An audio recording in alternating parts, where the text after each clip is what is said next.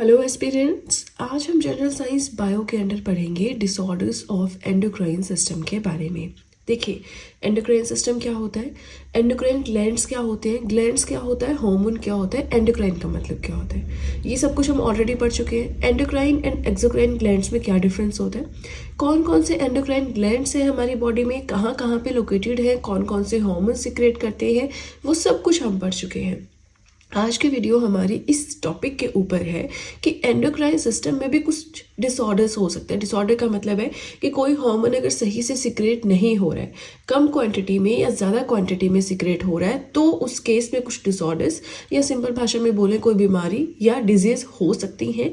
कौन कौन सी ऐसे डिसऑर्डर्स हैं, डिजीज़ है जो कि एंडोक्राइन सिस्टम से रिलेटेड हैं, वो हम आज की वीडियो में पढ़ेंगे। वीडियो बहुत लेंथी नहीं है और इसी के साथ ये हमारा एंडोक्राइन सिस्टम का भी लास्ट पार्ट है, लास्ट एंड फोर्थ पार्ट। इसके बाद हमारा ये टॉपिक कंप्लीट हो जाएगा एंड देन हम नेक्स्ट यूनिट स्टार्ट करेंगे। ठीक है, यूनिट नंबर 9 फिलहाल हम पढ़ रहे हैं, एंडोक्राइन सिस्टम। चलिए बात करते हैं। तो हमारी बॉडी में जितने भी हार्मोन सिक्रेट होते हैं वो हमें स्पेसिफिक अमाउंट में रिक्वायर्ड होते हैं। मतलब कोई भी चीज़ अगर हमारी बॉडी में सिक्रेट हो रही है, हार्मोन या एंजाइम, तो वो एक स्पेसिफिक अमाउंट में ही चाहिए होते हैं। अगर थोड़ा सा ज़्यादा सिक्रेशन हो जाए या थोड़ा सा कम सिक्रेशन हो जाए किसी भी हार्मोन का, तो उसकी वजह से अलग अलग डिसऑर्डर्स यानी कि अलग अलग बीमारियां हमें हो सकती हैं।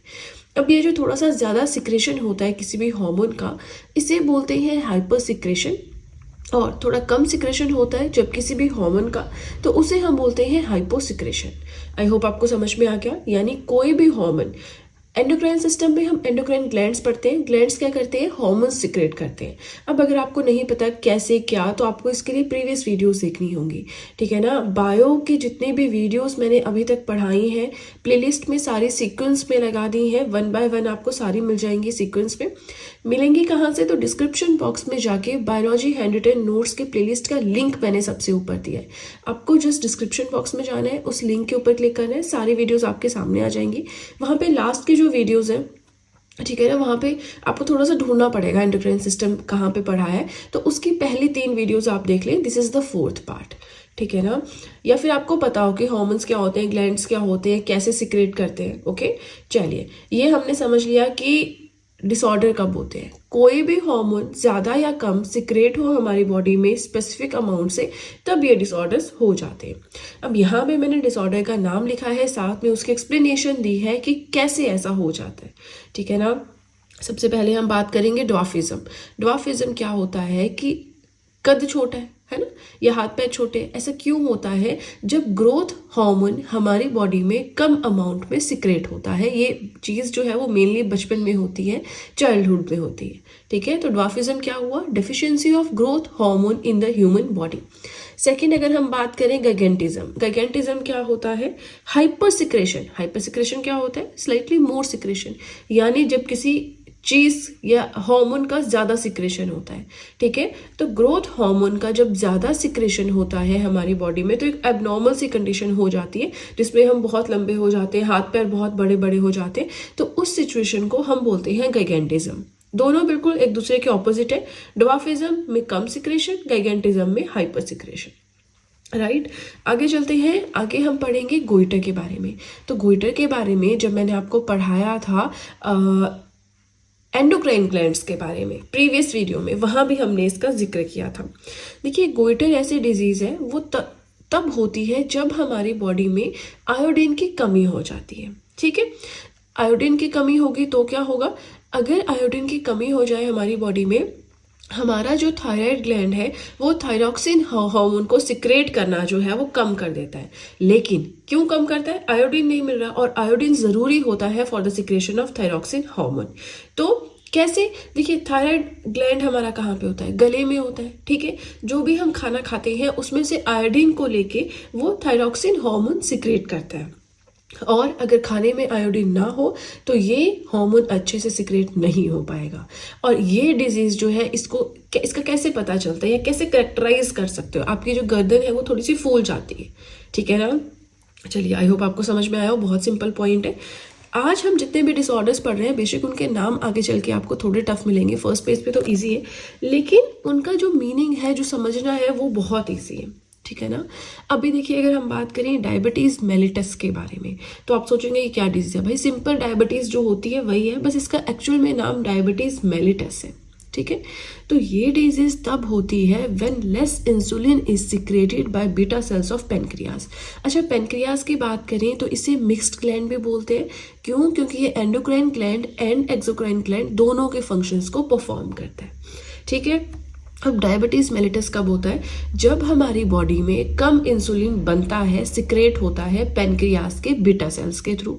ठीक है ना। अब इंसुलिन का क्या रिलेशन है? डायबिटीज़ तो तब होती है जब हम बहुत मीठा खा लेते हैं। चलिए अब हम इसको पहले सिंपल भाषा में पढ़ते हैं, फिर हम यहाँ से पढ़ेंगे।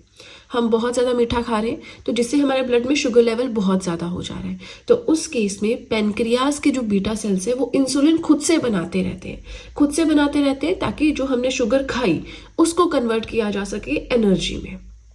ठीक है, लेकिन अगर पेनक्रियास का बीटा सेल्स इंसुलिन सिक्रेट ना करे या किसी भी रीजन से जितना हमारी बॉडी को चाहिए स्पेसिफिक अमाउंट में सिक्रेट नहीं कर पा रहे हैं, उस केस में क्या हो रहा है? हम मीठा खाए जा रहे हैं, ब्लड में शुगर लेवल इंक्रीज हो रहा है। ब्लड में शुगर लेवल इंक्रीज हो रहा है मतलब हमारा ब्लड हो रहा है बहुत मीठा, सिंपल भाषा में बोले तो, है ना, जैसे हम बात करते हैं। तो जिसकी वजह से बहुत मीठा हो गया मतलब हमें डायबिटीज, शुगर होने की बीमारी होती है। ठीक है ना। अब ये शुगर कब नहीं होगा? जब हमारी बॉडी में पेनक्रियास के बीटा सेल्स बार बार इंसुलिन करते रहेंगे एक सिक्रेट। इंसुलिन क्या करता है? जितने भी शुगर हम खा लें उसको एनर्जी में कन्वर्ट कर देता है और हमें डायबिटीज़ की बीमारी नहीं होने देता। तो तभी तो जिनको डायबिटीज़ होता है आपने देखा होगा या तो वो इंसुलिन की इंजेक्शन लगवाते हैं जाके या फिर वो ओरल इंसुलिन खाते हैं। ठीक है, इंसुलिन का वो सूंघने वाला भी होता है ना, जिसे वो पंप सा होता है, इंसुलिन का पंप सा।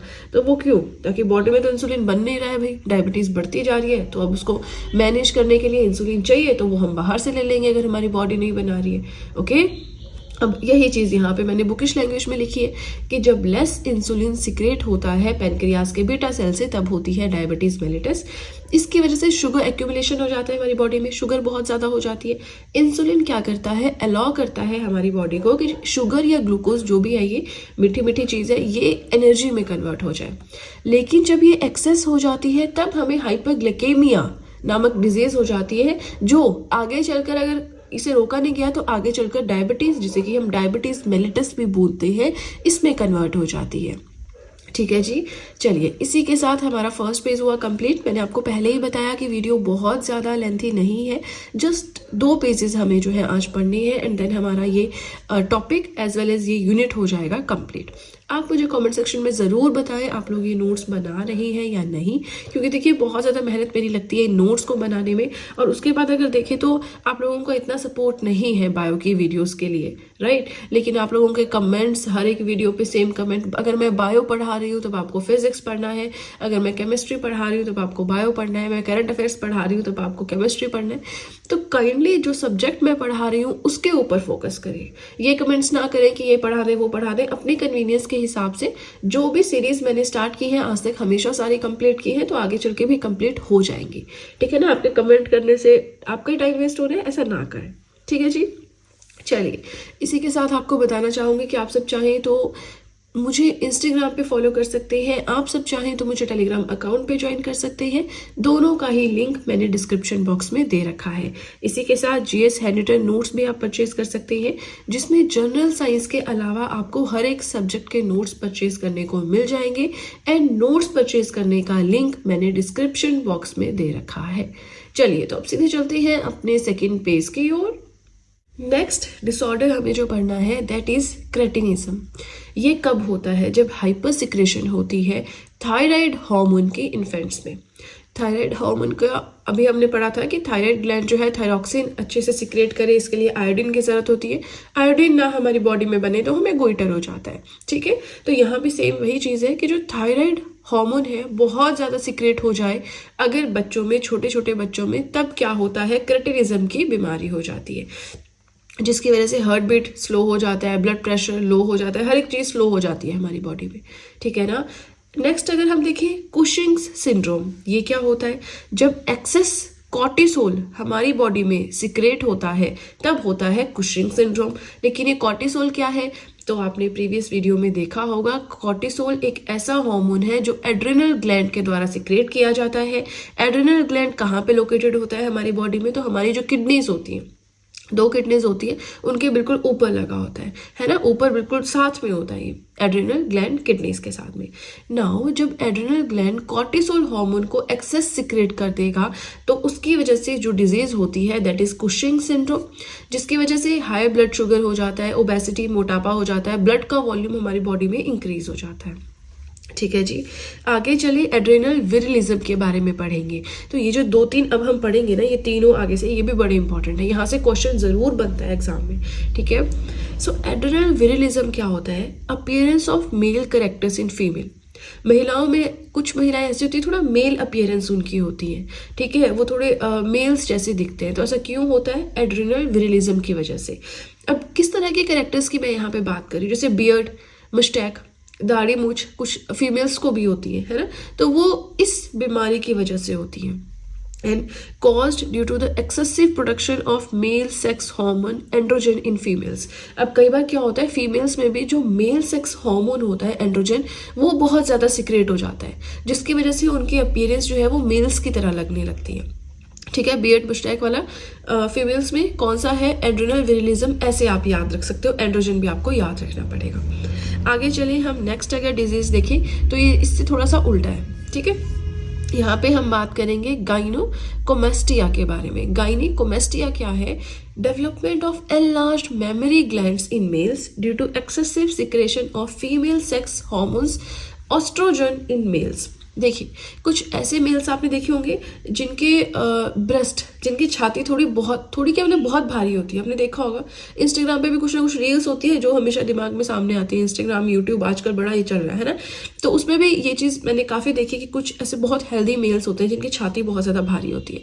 तो वो क्यों होती है? क्योंकि उनमें जो फीमेल सेक्स हार्मोन है ऑस्ट्रोजन, वो ज़्यादा सिक्रेट होता है।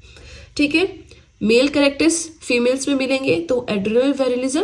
अगर चेस्ट मेल्स की बिल्कुल भारी होगी, मतलब उसमें फीमेल सेक्स हार्मोन्स जो है उस मेल में ज़्यादा सिक्रेट हो रहे हैं, तो वो हो गया आपका गाइनोकोमेस्टिया। अब हमारी आज के लास्ट डिजीज है which is the Edison's disease, and इसी के साथ हमारा ये यूनिट हो जाएगा कंप्लीट। आप सभी से रिक्वेस्ट है कि वीडियो के साथ में नोट्स बनाएं। अगर आप नहीं बना रहे हैं, देखिए आपका बहुत बड़ा लॉस है इस चीज़ में, क्योंकि एग्जाम के टाइम में आप किताब उठा के उसे रिवाइज नहीं कर सकते। आपको शॉर्ट नोट्स चाहिए होते हैं ताकि आप उन्हें फटाफट से रिवाइज कर सको। फिलहाल एडिसन्स डिजीज की हम बात कर रहे हैं। ये एक ऐसा डिसऑर्डर है जो एड्रेनल ग्लैंड्स में आपको देखने को मिलता है। एड्रेनल ग्लैंड्स कहाँ होते हैं? किडनीज के ऊपर होते हैं। सो एक ऐसा डिसऑर्डर है in which adrenal glands don't produce enough hormones, जिसमें क्या है, एड्रेनल ग्लैंड्स जो है वो जितने हार्मोन्स चाहिए इनफ हार्मोन्स प्रोड्यूस नहीं कर पाते। कौन कौन से हार्मोन्स प्रोड्यूस करता है adrenal gland? Cortisol and aldosterone. तो जब कॉर्टिसोल की डेफिशिएंसी हो जाए, है ना, तो हमने ऊपर पढ़ा था क्या होता है, एक्सेस हो जाए तो क्या होता है, कुशिंग सिंड्रोम। डेफिशिएंसी हो जाए तो क्या हो जाता है, Addison's disease, characterised by low blood pressure. यानी ऐसे पर्सन का बीपी हमेशा लो ही रहता है जिसको एडिसन्स डिजीज हो। ठीक है जी, चलिए अब इसी के साथ हमारे आज का ये जो यूनिट था वो हो गया कंप्लीट। आई होप जो मैंने पढ़ाया आपको समझ में आया हो, वीडियो पसंद आई हो। वीडियो पसंद आई है तो चैनल को ज़रूर सब्सक्राइब करें, बेल आइकन को प्रेस करें, सो दैट मैं जैसे ही कोई वीडियो अपलोड करूं सबसे पहले नोटिफिकेशन आपके पास पहुंचे। प्लस जो भी आपके फ्रेंड्स हैं जो भी गवर्नमेंट एग्जाम्स के लिए प्रिपेयर कर रहे हैं, उनके साथ भी मेरे चैनल का लिंक ज़रूर शेयर करें, so that in handwritten notes का उन्हें भी कुछ फ़ायदा हो सके। तो चलिए फ्रेंड्स, आज के लिए इतना ही। अब हम मिलेंगे नेक्स्ट वीडियो में। So that's it and see you soon.